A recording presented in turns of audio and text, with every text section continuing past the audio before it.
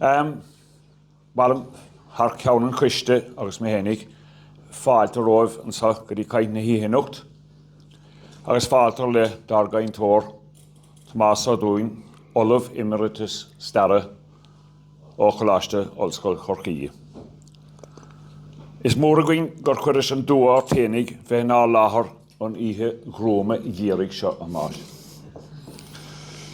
Just cwbl o ffocl mor iawn o Thomas o'n Thomas Barn yn Rosvik Tron ffermor be a ahar agos fi siwpa ag y fahar.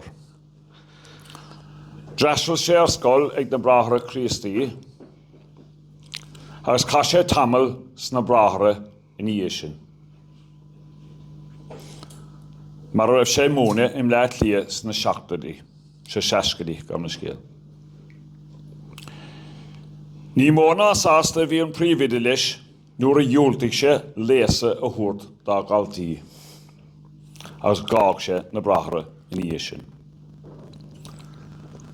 Bhain sé céim amach sa stair i UCD, lunig sé a gorcaigh le na grágeal, agus cepacha ina leachtóir starra san ollscoil in 1977. Uairibh bhíodh sé ag leachtóireacht in Wales. He has published widely on 18th and 19th century Irish political and cultural history.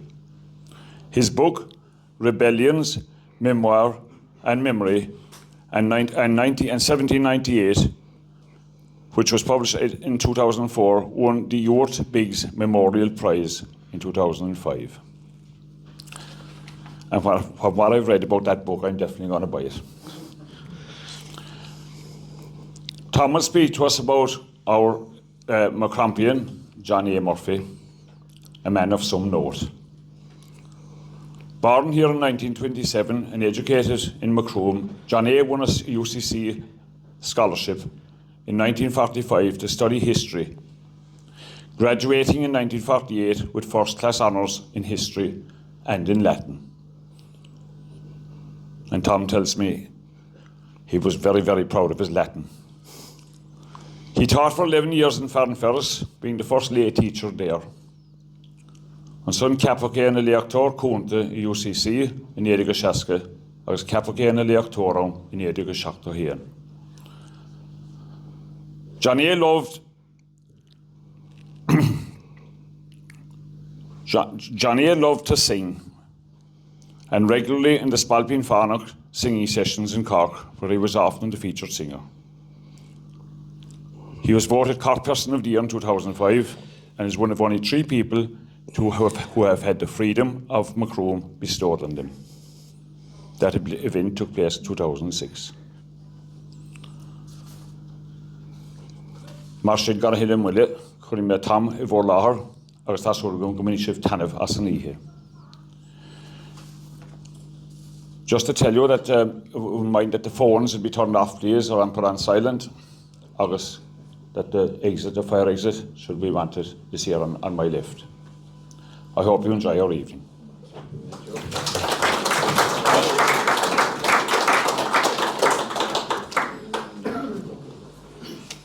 Maybe Tom's talk will go on for around 40 minutes, and Tom will take a few questions after that. Thanks. Margaret, it's lovely to be back in Macroom, and I'm delighted with the invitation. I haven't been here much for many years.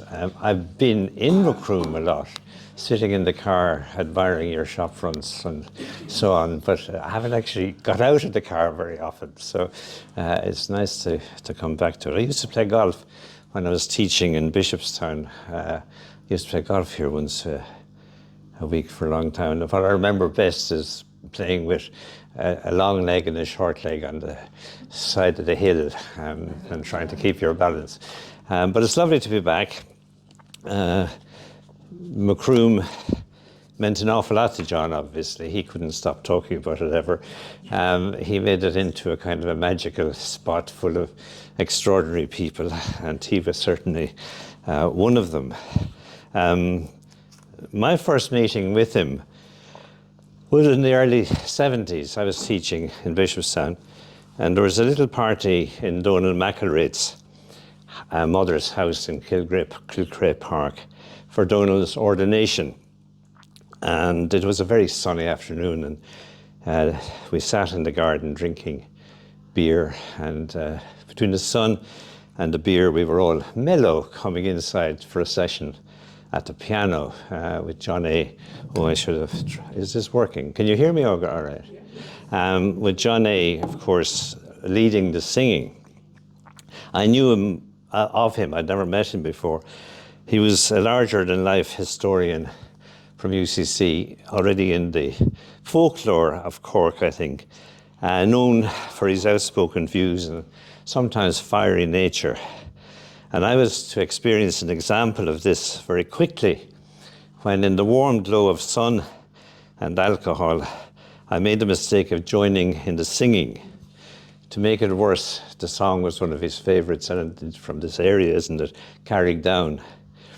Within seconds, our lead singer stopped and roared at me. "Will you stop it, man, for God's sake, if you can't hold a tune?" Of course I stopped, but no row ensued. For one thing, I knew he was right. I never could and still can't hold a tune. But for another, I could hear he wasn't angry. He was just exasperated. And it was something that touched something in him. I had triggered his intense dislike of singing flat, which came, I learned many years later, initially from his musical mother. So many of you will know the lovely thing he wrote in the Cork Review, The Piano in Macroom. And one of the things he explains in it is how absolutely strict she was on holding the tune, on staying in tune. So that was my initial meeting with him. And I suppose in some ways it's, in retrospect, surprising that a few years later he appointed me to a lectureship in his department. And we were very close colleagues and ultimately great friends for over 40 years. Helped, no doubt, by the fact that I never dared to sing in his presence again. But I heard him sing a lot in many venues over the years, marveling not only at that lovely light tenor voice. He didn't like being compared to Sidney McKeown, by the way. That's something that didn't sit right with him about that, but I think he was very like him. But also the remarkable range of his repertoire. Classical leader, Moore's melodies, ballads from the nation and from Muskerry, music hall songs, Áráin na Nína. And he drew on that range all of his life. In his latter decades, interestingly, adding significantly to the sean-nós element. He was learning new sean-nós songs, many of them long and complicated, right up to the time he died nearly. But I also heard him sing when he thought no one was listening in his office some weekends. When unknown to him, I was in the office above him. It was singing as enjoyment, as self-expression. But above all, he loved to perform, and especially to Cork audiences. And an important part of his contribution to city life was his performance regularly and often widely advertised in two venues particularly, in Tomás O'Conning's The Heron's Perch in Glanmire, where he often traded songs with the great Sean O'Shea, and the Singers Club in the City with Jim Walsh's The Fara Tea. And you might wonder, what's this got to do with John A. as the public man? It was a big part, I think, of his sense of himself as communicating with the public, communicating through song. And he didn't just sing the songs, he presented them, if you like, as a way of understanding the culture. So there's always a historic, especially in these later years, there's a historical dimension to what he sang, and he often introduced songs with little historical introductions. So he retained all his life what he got from his mother at the piano, But he was to move away from other aspects of his family inheritance, republicanism, including Fianna Fáil, or a great Fianna Fáil family, but not the GAA, and over time Catholicism. This radical change came less from a change in philosophy than from engagement in public life, from confronting issues as they arose, like Republican violence or the sexual revolution. And it was that engagement with what was happening in his society in his own time that made him ultimately a liberal and a humanist. Yet he also retained a deep understanding of and even a measure of empathy with his roots. And this was the key of his appeal to public opinion. He effortlessly met Daniel Corkery's test of true Irishness, that you be at home at a Munster hurling final. And he moved miles away from his earlier republicanism, but he never lost a sense of empathy with that tradition and with the people who held it. And he was able to talk to them, even though he had changed significantly. And as we'll see, that was a big difference, perhaps, between himself and Conor Cruise O'Brien. What changed him initially, of course, was UCC, to which he was to devote his life, one of its greatest teachers, most influential academics, and, of course, its historian. When he went to UCC in 1945 on a county council scholarship, he was, he says, quote, a very quiet conformist boy. Hard to recognise him. Even to the point of serving Mass occasionally in the Honan Chapel, which was then attached to the Honan Hostel, where he lived as part of his scholarship, and which he experienced as an academic hothouse with some of the brightest students, the scholarship boys, all boys, prominent in debate. College life and the life of the city, where he wrote, a liberation. Coming from Macroom, he said, I saw anarchic freedom. That wouldn't be how most people would have described Cork in that period, but anyway, he thought compared to Macroom it was. He was a brilliant student. His chief influence intellectually, as he put it, being the professor of Irish history, James Hogan. At that time, a leading example of a public intellectual with a colourful political background. He was active in 1916. He was Michael Collins' Director of Intelligence during the Civil War. He was briefly a leading figure in the Blue Shirt movement. But when John A. came under his influence, he was no longer party political, but he was known as a prolific writer on European as well as Irish politics. That's one of the things that made it very unusual in Irish academe. And with a high profile in public policy making as a Catholic conservative. On top of his extensive academic contributions, he was a very, very, very unusually broad and bright academic. Not all academics are broad or bright, of course. He kept in touch with his star student after John A. joined the teaching staff at Farnferris Seminary and persuaded him to an MA part-time, and ultimately to move to UCC to teach as his assistant.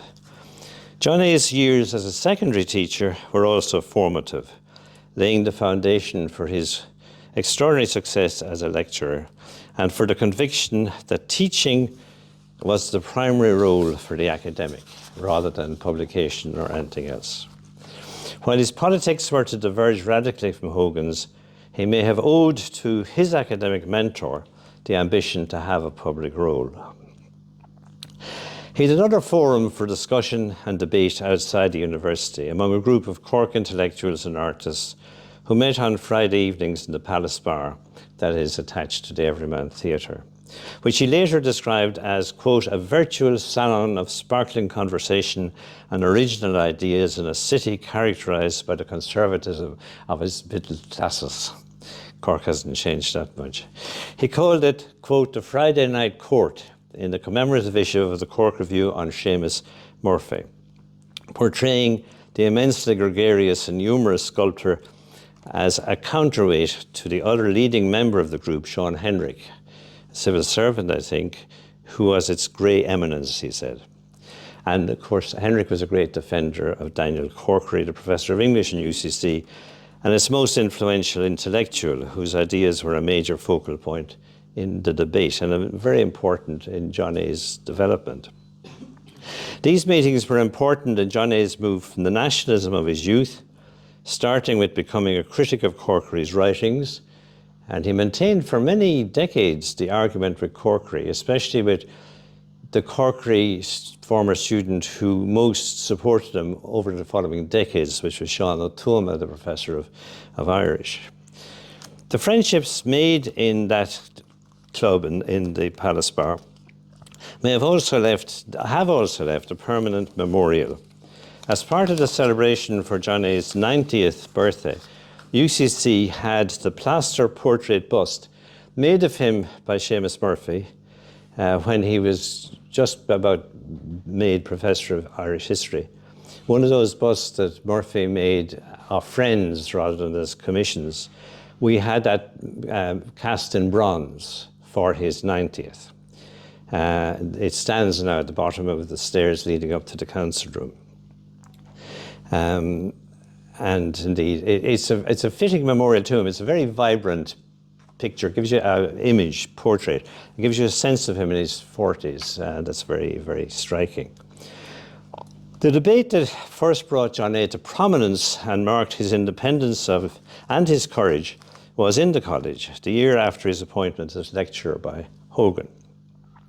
It focused on the Congo crisis and John's public support for the communist prime minister of the Democratic Republic of the Congo, Patrice Lumumba, and also for the United Nations representative who was there, Conor Cruz O'Brien, in opposing the attempted succession of the Catholic breakaway area, Katanga. The Irish Catholic hierarchy vehemently opposed Lumumba and O'Brien. Lumumba because he was a Protestant, O'Brien because he was married and left his wife and married Maura Wakati. That was held against him ever afterwards in Catholic circles. But they were senior, and the Catholic opposition to O'Brien and Lumumba was strongly supported by Hogan and by other senior academics.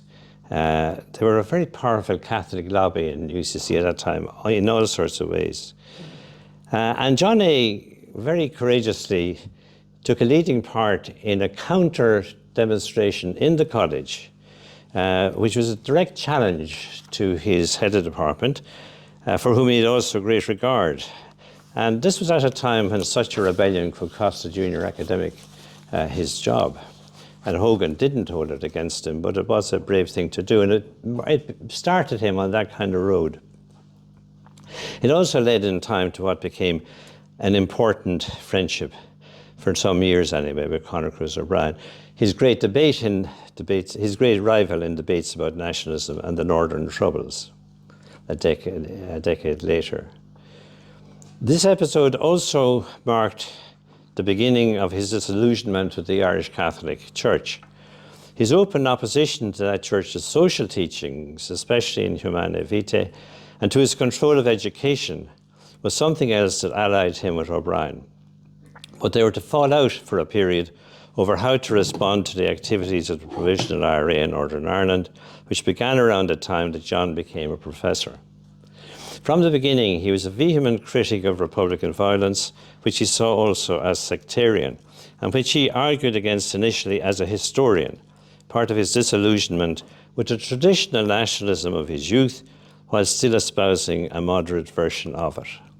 He became prominent in the national debate over nationalism, in Thomas Davis' radio talks, which made his reputation early on, in the lively and influential journal The Crane Bag, and in that debate clashed regularly with O'Brien's far more radical critique of militant republicanism. A major difference between them, in addition to their very different backgrounds, was that Cruz O'Brien was an intellectual.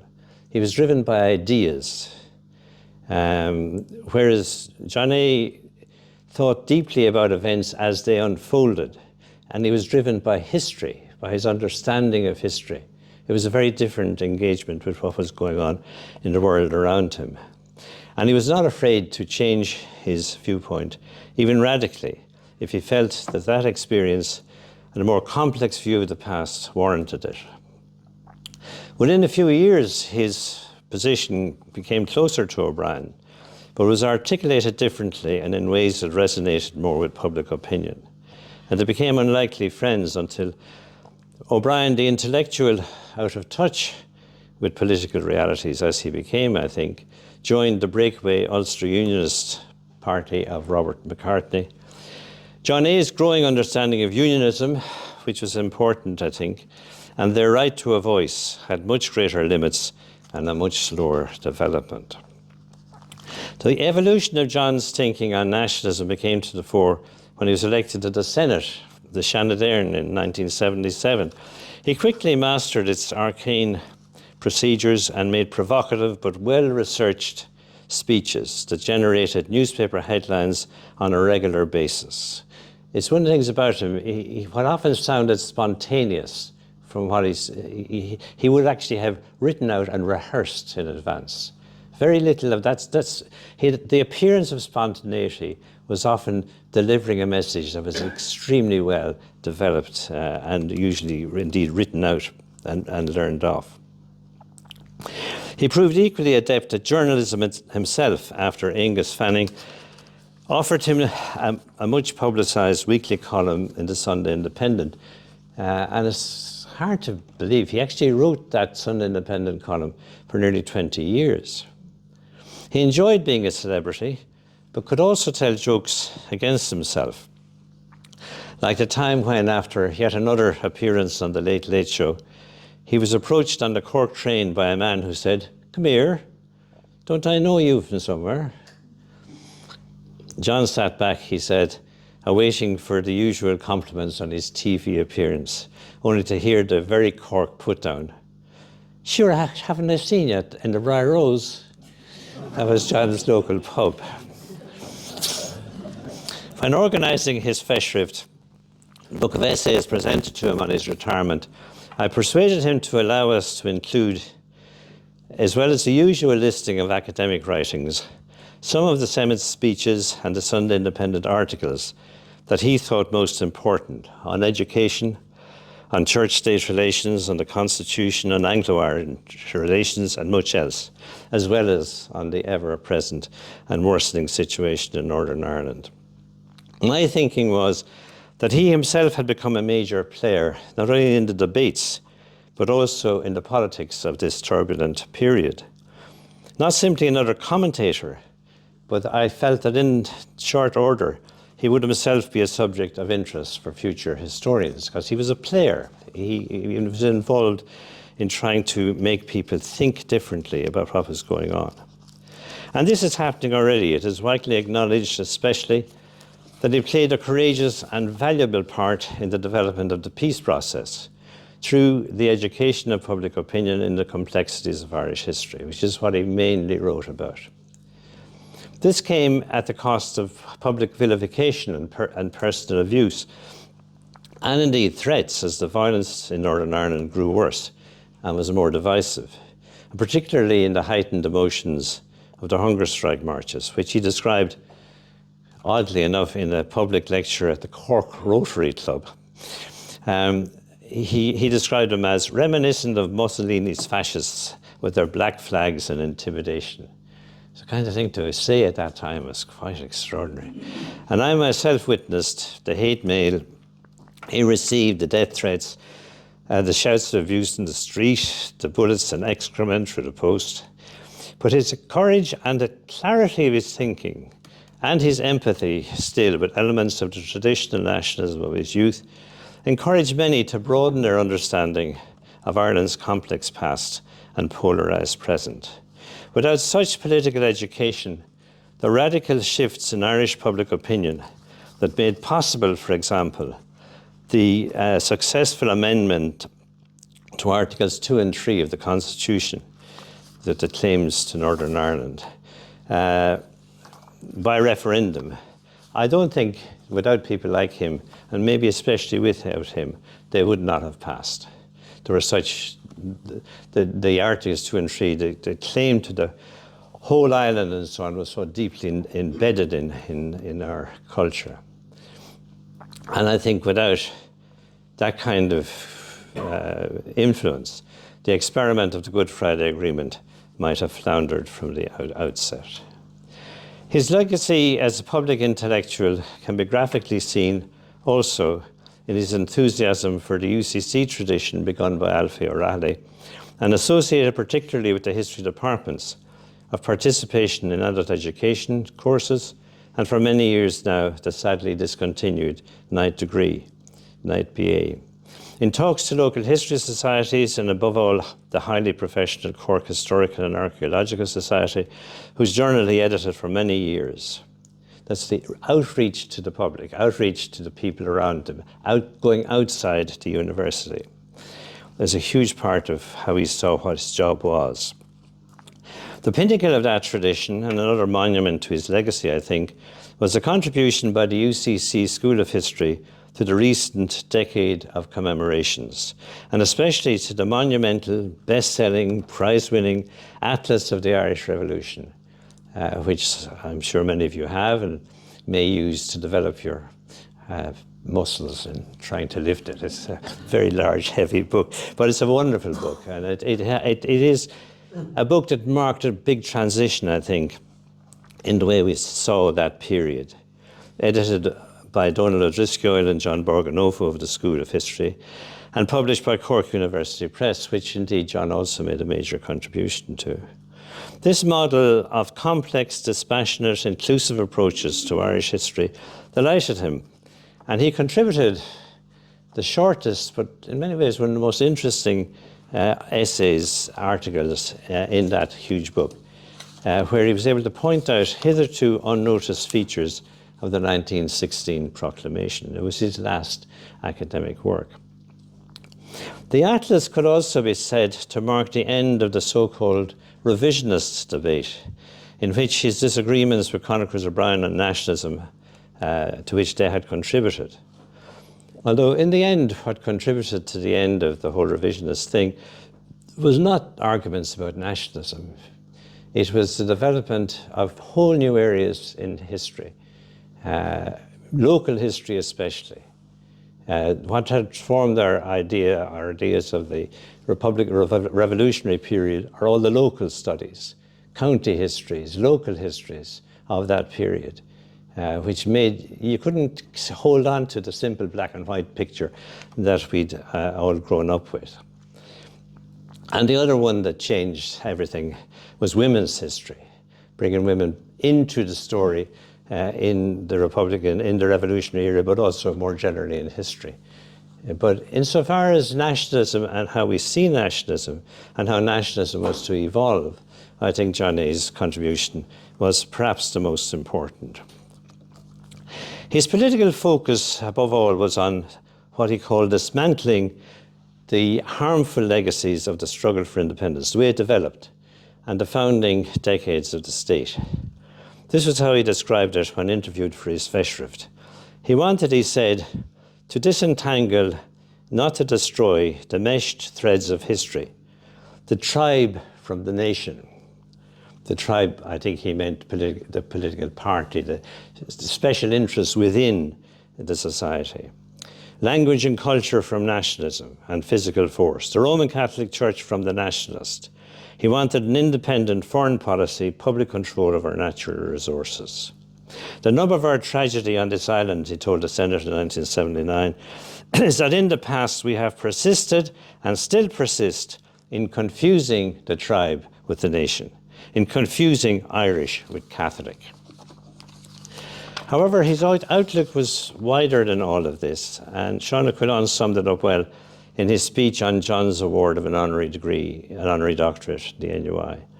Knowledge, wisdom, ideas, the very joy of living, these were things not to be hidden away but communicated.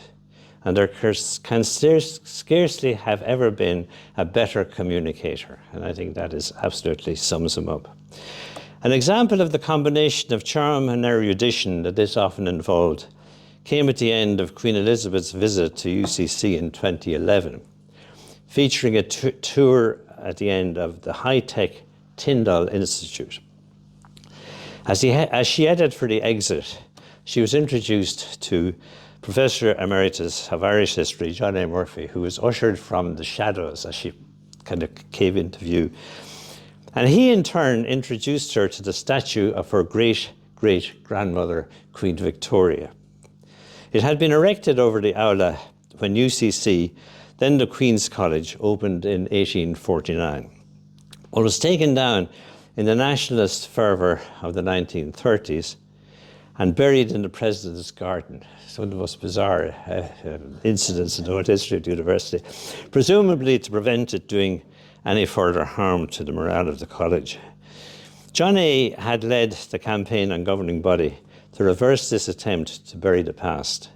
And as part of the university's 150th anniversary, the statue was dug up secretly, I think at night or early in the morning, I can't remember, but it was already attracting a lot of controversy. It's now in the staff common room. He told what he called this symbolic story to the current queen, she then was, with characteristic clarity and seeming artlessness. And she was clearly fascinated. I was assigned 3 minutes, he told me afterwards, with Lee, but I got away with 11. What he didn't tell the Queen, and what was not known widely outside the governing body, of which I was also a member at the time, was the strong and deeply unpleasant attacks on him personally and on the university authorities, mainly, interestingly, by the old guard of traditional Republicans among former staff. Many of them, I think, would have been part of the kind of Hogan Catholic tendency within the university. And what they characterized as traitorous honouring of, the thing they kept using was the famine queen. John A.'s speech calling for a more mature, inclusive and historically better informed Irish nationalism carried the day, a matter of great pleasure to him. That battle had already been largely won in national public opinion. The remarkable enthusiastic reception for the Queen of England in famously Republican Cork, which I think left us all with our jaws on the ground, reflected that and said a lot for our people's development, John A. told the paper. His ability to communicate with students was often dramatic, even at times histrionic. In the years after I joined the department, we shared a weekly 2-hour slot with the BA class, one of those awful survey courses, with him starting. As I waited outside the lecture theatre to take over, I would listen mesmerised to his finale, often a poem theatrically declaimed or diverse of a song sung with melodious exuberance. I remember him finishing one on oranges with singing the sash on top of his voice. As he came out, I would get a friendly "off you go," which in my mind seemed to say, "match that." And I would go in and give my carefully written out lecture, I'm still doing it, which had to appear pedestrian, I always thought, by comparison. Late in life, he formalised the idea of illustrating Irish history through song in a lecture that he gave in various places in Ireland and the United States, called The Political Song in Modern Irish History, and it was an absolute tour de force. I urged him to suggest to RTE that they make a radio programme of it, but he wouldn't hear of it. And it was only when preparing this talk that it struck me why, because he was very stubborn about it. It all went back, I think, to the piano in Macroom and his mother's insistence on accuracy in singing. And I think he didn't want his voice recorded because he was so conscious that it wasn't as good as it had been. He was by then 80, more. He still had a lovely voice and he didn't stop singing. But I think he didn't want that to be what was in the archives of RTE. And that was very revealing, I thought. A few years before the UCC celebration of his 90th birthday, which was a huge affair, at a very different but equally crowded venue, the Singers Club in the Swalpeen Fánacht, we heard John A. sing splendidly, despite a bout of tinnitus, a series of songs in Irish and English from his remarkable repertoire, introducing each with his characteristic wit and erudition. Not long before he died, he told some of his family, perhaps mischievously, but also reflecting what was for him an important truth, that we would like inscribed on his gravestone simply, he sang.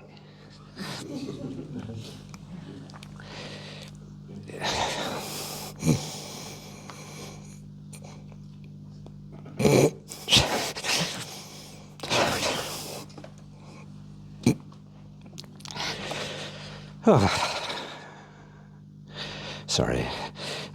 His funeral at the crematorium was a unique and very moving affair. It took the form of a session of the Singers Club in the Spalpeen, with Jim Walsh as Farty cum celebrant. He introduced the session, as he called it briefly, using the same format as in the pub. And he introduced some of John A.'s favourite singers, and at the very end,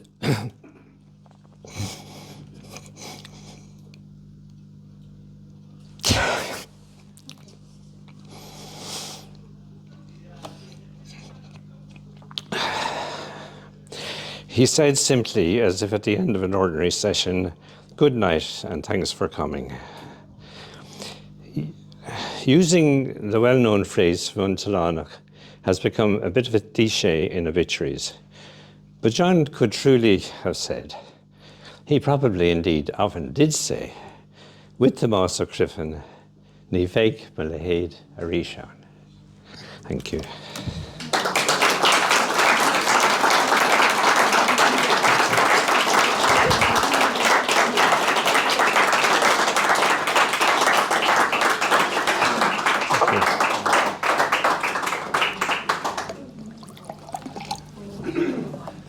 And of course, I'm very, very happy to hear questions. I'm sorry, I have a tendency when I have to tear up like that. It doesn't mean anything.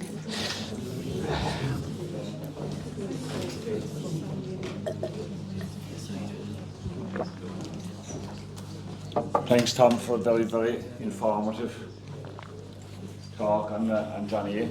And just clear from that you were very, very close and very personal friends. Thank you. Has anyone any question or any observation?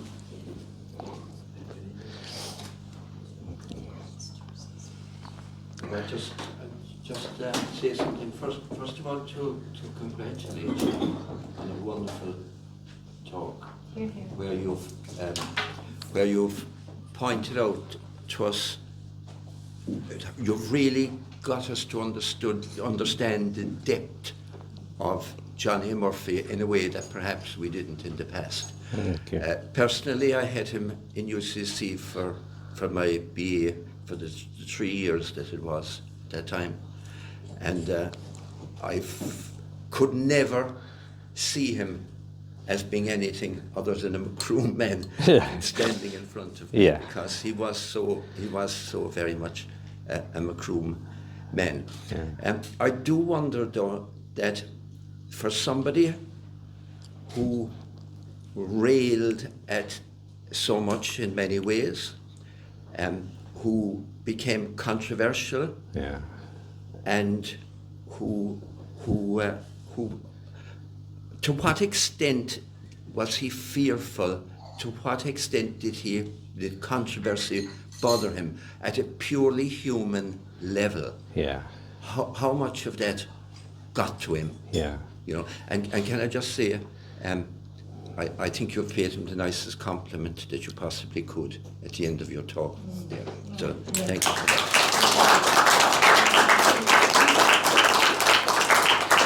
Thank you. I think it did get to him. He was one of these people, because he always had, he could be outspoken, he could be funny. He could always deflect anger with jokes. He was a great comedian. I mean, his timing was superb. I remember we were on the Senate at the NUI together for a while, and there was an honorary degree being proposed for Vincent O'Brien, whose horse had just won the Derby. And John gave a vehement attack on the whole notion of giving a horse trainer an honorary degree. And in the middle of that, he suddenly said, if you're going to give it a degree at all, couldn't you give it to the horse? and that wasn't that typical of him. It didn't stop there. A short pause, and he said, like Caligula. Caligula, the Roman emperor who made a horse a senator. So he could, that was always there. And that was, I think, like a lot of people who are very good at comedy and at turning jokes and so on, I think it was a way of protecting himself. I think it did. I think all of that was not easy. What he often made look easy wasn't easy. It was well rehearsed, it was well worked out. But on the other hand, he also loved a row. So I think especially when it became clear that public opinion was swinging his way, I think he got more and more relaxed about it. In the beginning, I think he took big risks. And the threats were real. I mean, the threats to him were real, and the guards took him as real. And, you know, I think anybody who spoke out at that time could feel it, that little bit of apprehension. And he spoke out, as you know, an awful lot. And, you know, I remember one of his Sunday Independent columns, he argued very strongly that the RUC, who were demons incarnate in our culture, that the RUC should be allowed right of pursuit over the border after, you know, Republicans who were involved in whatever incident. And the outrage over that was extraordinary. So he was very courageous, but much more nervous than you'd imagine. That was I think it's quite a gift to be a controversialist, to carry it lightly, and at the same time actually finding it quite difficult. Yeah. I suppose in a way he was proud of it, but there was no sense from him of entitlement or, you know, show off. Or he showed off often because he liked showing off, which is a totally different thing than he didn't have that sense of himself as being that important or different. He was very good with students, for example. He was very good with junior staff. He wasn't the professor. His professors, like Corkery, were the professor, but John A. wasn't like that. So I think he wouldn't have much time for the sense that, you know, he was to be kind of saw as something extraordinary and exceptional. I think he kind of thought everyone in the crew was like that. Did he enjoy Fern Ferris, do you think? I think he did, yeah. I was with him and Jim Good one year when Jim Good came back from Africa one stage, and lunch or something, and he was talking about Fern Ferris and the priests, and I suppose he understood, I think, how hard it was for priests in the Irish Catholic Church, which was so conservative and so much under the thumb of the bishop, how impossible it was for them to have their own opinions. They had it in the staff room in Fern Ferris. And he said, some of them would surprise you. He said, some of them are much more radical than I was. So I think he loved Fern Ferris, funnily enough. Yeah. And Tartai Gomorrhu especially, yeah. Big influence on him, yeah. He said one time as well that while he had great criticisms of the Catholic Church in general, he did admire. Yeah. He did admire their structures, Yeah. their success, Yeah. such as it was. Yeah. Their global diplomacy, Yeah. their intellectualism when they showed it. Yeah. He admired all that. I think that's right. He did. Yeah.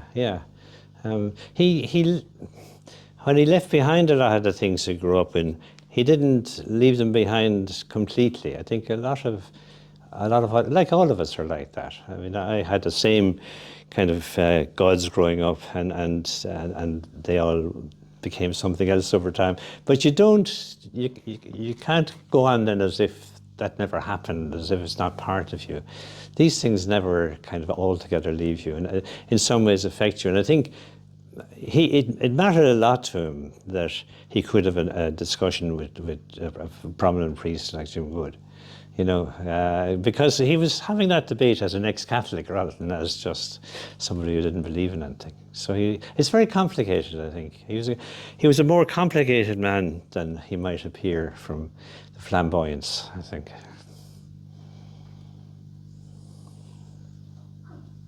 suppose at the risk of talking too much tonight, but for me, I mean, I was really fascinated at the extent to which you highlighted the influence that he had, particularly on the north of Ireland, the Yeah. North and the Good Friday stuff. Yeah. That layer of influence provided by academics. Yeah. I think in all disciplines, or in lots of disciplines, certainly maybe not so much in scientific research, but Yeah. in lots of disciplines, is largely not visible Yeah. to the vast majority of us. Yeah. I mean, fine if you're reading the manuals, and fine if you're reading the journals and so forth. You have a knowledge of that. Yeah. But I think if I took anything from tonight's talk, I took a lot from tonight's talk, but I think that's the single most arresting thing Yeah. that I found.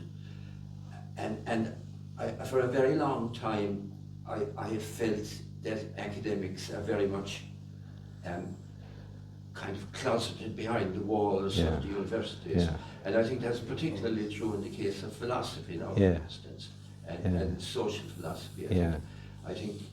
I think an awful lot of what they have to offer Yeah.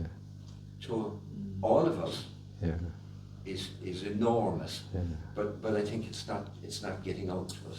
It's not visible, no. And I mean, and John A. wouldn't have been as visible only for all that was going on in the country at the time, especially in the north.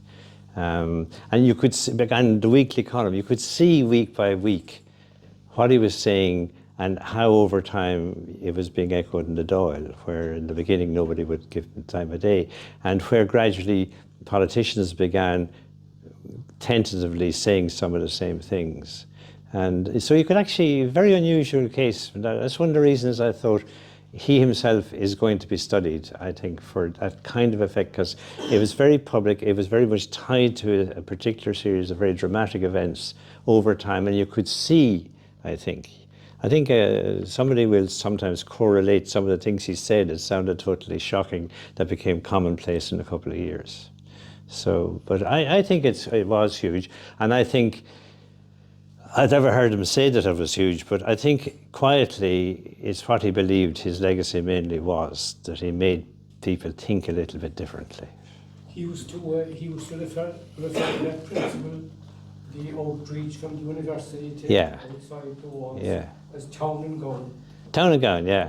He wrote a lot about that in the books he wrote on the college. And it came from another of the dominant professors of his student days, Alfie O'Reilly, who was also the president of the college eventually, who was very right-wing, very dictatorial. It was he who kind of wanted the statue of the Queen taken down over the aula.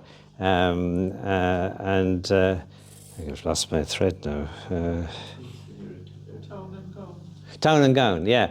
And Alfie O'Reilly may have been very conservative, but he, within the whole university system in the country, he was the one who developed the philosophy of the outreach from the university to the public, not students, but to the public. The outreach into the public. And things like the night degree came from him, and things like the adult education program and so on like that. And he was, that was all made for John when he was younger especially, and they were his first platforms. And the whole thing of town and gown, he wrote the whole history of the university, which is a very fine book, in terms of that, of the relationship between the university and the world outside. And you're right, most of us are far too kind of operating within the bubble of the university. And very few voices from inside get heard like he did. I can't think of anyone else. I mean, I remember other historians of that time who had similar access. I mean, Ronan Fanning wrote a column, another column side by side of him with John A. in the Sunday Independent. Joe Lee followed him into the Senate. But neither of those two, they're both wonderful speakers and had wonderful ideas, neither of them reached a public like he did. John could, every speech he made in the Senate got a headline in the paper. And that's quite a knack, you know. And this was often for unpopular ideas, but he did. So he certainly broke out of the university while being the most university man I've ever met. He was totally obsessed by the university.